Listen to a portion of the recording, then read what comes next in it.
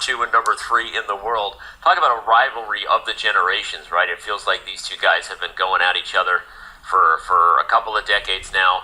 Your thoughts, if you're in the Fabiano camp, on the right mindset coming in to really avoid tilt here, right? You've lost 2 in a row, David. You don't want it to be 3.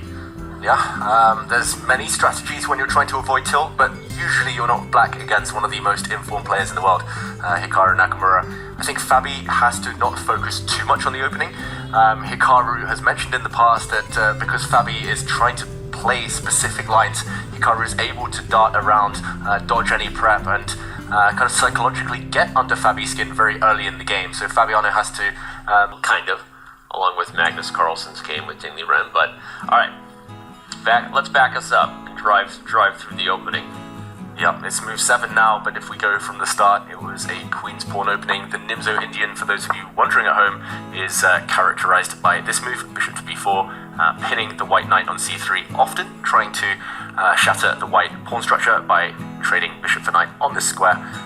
White says, okay, e3, I'm going to develop. The white knight protects its counterpart here, or its fellow knight, sorry, bishop to a6, and this is a very old line. It used to be really trendy back in the 80s, 90s, I believe, and I haven't seen it for a long time, but bishop takes knight voluntarily. Normally you wait for that bishop to be nudged before making this decision, and d5, the current position. Fabiano's trying to put pressure on one of the doubled pawns, and of course if white takes, there's a bit of an issue after bishop takes f1. Do you take with the king or rook and lose castling rights, or do you worsen your knight by taking back on this square? So I don't think Hikaru will be rushing to make that decision.